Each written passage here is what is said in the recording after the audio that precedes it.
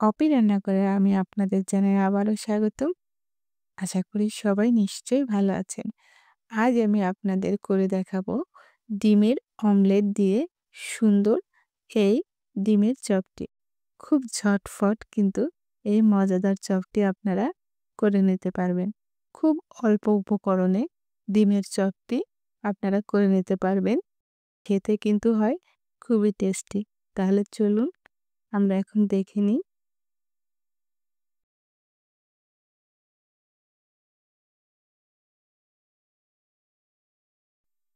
ডিমের চপ তৈরি করার জন্য প্রথমেই আমরা একটি ব্যাটার তৈরি করে নিব। এর জন্য আমি এখানে নিয়ে নিচ্ছি হাফ কাপ বেসন। এখানে আমি নিচ্ছি 2 টেবিল চামচ চাউলের গুঁড়ি। আপনারা চাইলে কিন্তু ময়দাও ব্যবহার করতে পারেন। তারপর আমি এখানে দিয়ে দিচ্ছি স্বাদ মতো লবণ। আমি কিন্তু এখানে কোনো মশলা ব্যবহার করব না, কারণ মশলা ছাড়াও কিন্তু এই চপটি খেতে খুব মজা হয়। শুধুই মরিচের গুঁড়া ব্যবহার করব। এখানে আমি দিয়ে দিচ্ছি একটু মরিচের গুঁড়ি, একটু হলুদ। এখন সুন্দর করে মিশিয়ে নিব। একটু একটু করে পানি দিয়ে আমি একটা ব্যাটার তৈরি করব। বেগুনিতে সাধারণত আমরা যে ধরনের ব্যাটার তৈরি করি, এই চপটাও কিন্তু একই রকমের ব্যাটার তৈরি করা লাগবে। খুব বেশি পাতলাও করা যাবে না, আবার খুব বেশি ঘনও করা যাবে না।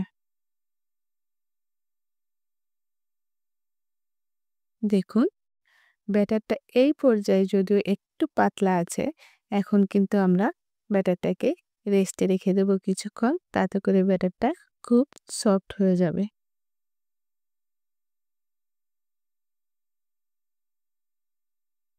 এভাবে যখন আপনারা দেখবেন আঙ্গুল থেকে পুরোপুরি সরে যাচ্ছে না, লেগে লেগে থাকছে, তখনই আপনারা বুঝতে পারবেন আমাদের ব্যাটারটা কিন্তু একেবারে পারফেক্ট। এখন আমি ঢাকনা দিয়ে এক সাইডে রেখে দিব। আমি এখানে 2টি ডিম নিয়ে নিচ্ছি। প্রথমেই আমরা ডিমের অমলেট তৈরি করব।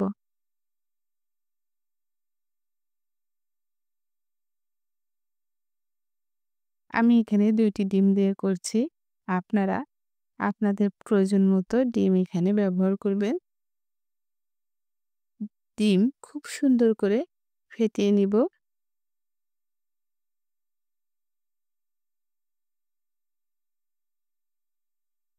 এখন আমি এখানে দিয়ে দিচ্ছি 2টি মাঝারি সাইজের পেঁয়াজ কুচি করে রেখেছিলাম। পেঁয়াজটাকে দিয়ে দিচ্ছি। এখানে আমি একটি টমেটো নিয়েছি। টমেটোটাকেও আমি কুচি করে রেখেছিলাম। দিয়ে দিচ্ছি ধনেপাতা আর কাঁচামরিচ। দেখুন, এক সাইডে কাঁচামরিচ আছে। এখন সবগুলো উপকরণ আমি দিয়ে সুন্দর করে মিশিয়ে নিব। এখানে আমি একটা আলু সিদ্ধ করে রেখেছিলাম এবং গ্রেটার দিয়ে গ্রেট করে নিয়েছি। আলুটা কিন্তু খুব বেশি মিহি করা যাবে না। এভাবে হালকা হাতে মিশিয়ে নিব।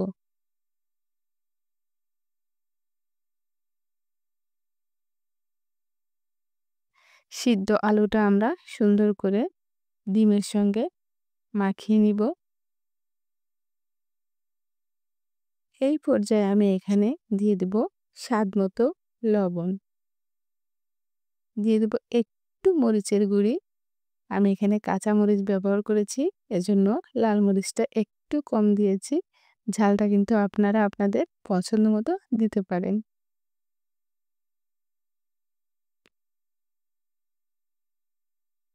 সুন্দর করে আমি ডিমের সঙ্গে সবগুলো উপকরণ মিশিয়ে নিয়েছি দেখুন। এখন আমরা চুলায় চলে যাব ডিমের অমলেট করার জন্য। চুলায় তেল দিয়ে দিয়েছি, তেলটা কিন্তু গরম হয়ে গেছে। এখন আমরা গুলানো ডিমটা আস্তে করে তেলের উপর ছেড়ে দিব। চেপে চেপে সব সাইড সমান করে দিব।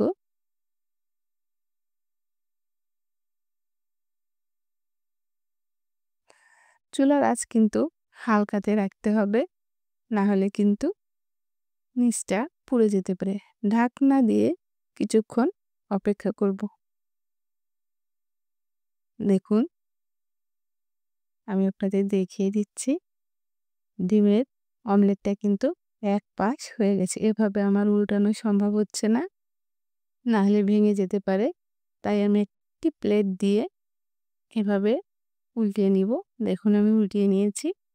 এবার অন্য সাইড সুন্দর করে হালকা আঁচে ভাজি করে নিব।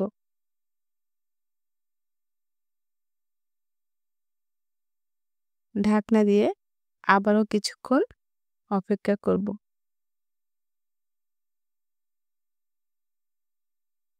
ডিমের অমলেটটা কিন্তু আমাদের একেবারেই রেডি হয়ে গেছে।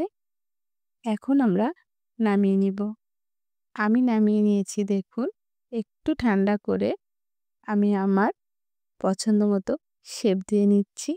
আপনারাও কিন্তু আপনাদের পছন্দ মতো যে কোনো শেপে এই চপটি করে নিতে পারেন।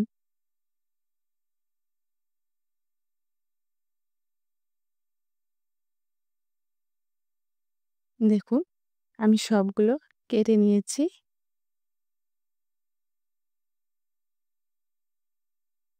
এখন আমরা চপগুলো ভাজতে চলে যাব। আর যে বেসনটা আমি গুলায় রেখেছিলাম এটা কিন্তু এখন বেশ সফট হয়ে গেছে। দেখুন আমি চামচের পিছনটা দিয়ে দেখাচ্ছি। এভাবে কিন্তু সব বেসন পড়ে যাচ্ছে না, লেগে থাকছে। চুলার পাশে চলে আসলাম চপগুলো ভাজি করার জন্য। এভাবে আমি একটি করে ডিমের অমলেট নিব আর বেসন মাখিয়ে আস্তে করে তেলের উপর ছেড়ে দিব।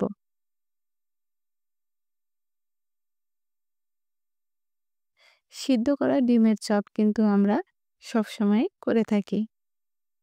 একটু ভিন্ন কিছু হলে কিন্তু মন্দ হয় না, আর সেটা যদি হয় খুব তাড়াতাড়ি। এই ডিমের চপটা কিন্তু আপনারা খুব তাড়াতাড়ি করে নিতে পারবেন। প্রথম পর্যায়ে কেউ বুঝতেই পারবে না যে এটা কিসের চপ। আপনি এভাবে একবার বানিয়ে দেখুন, এটা খেতে কিন্তু অসম্ভব মজার হয়। ঘরে থাকা অল্প উপকরণেই কিন্তু খুব তাড়াতাড়ি বানিয়ে ফেলা যায়। চপটা কিন্তু আমাদের হয়ে গেছে। এখন আমি নামিয়ে নিচ্ছি। তেল ঝরিয়ে চপগুলো নামিয়ে নিচ্ছি।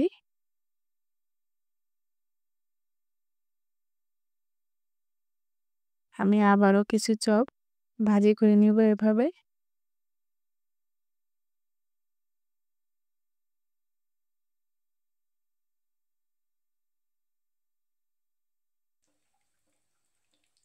আপনারা চাইলে কিন্তু এখানে মসলা ব্যবহার করতে পারেন। এখানে আসলে মাপের কিছু নাই। নিজের পছন্দ মতো আপনারা কিন্তু উপকরণগুলো বাড়িয়ে কমিয়ে নিতে পারেন।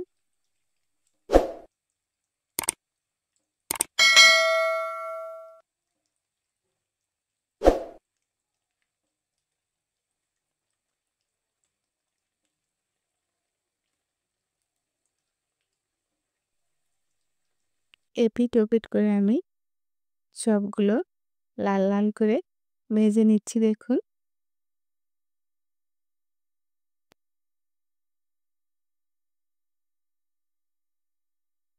চপ কিন্তু আমাদের ভাজা শেষ। এখন আমি উঠিয়ে নিব।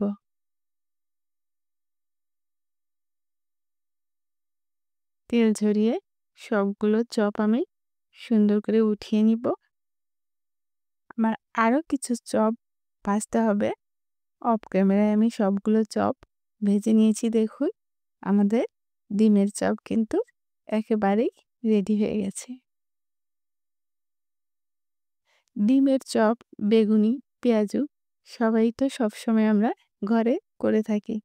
একটু অন্যরকম কিছু হলে কিন্তু খুবই ভালো লাগে। আমি আপনাদের ভেঙে দেখাচ্ছি দেখুন। এটা কিন্তু খেতে বেশ মজার হয়। আমার রেসিপিটি আপনাদের কেমন লাগলো কমেন্ট করে অবশ্যই জানাবেন। সবাই ভালো থাকবেন। ধন্যবাদ।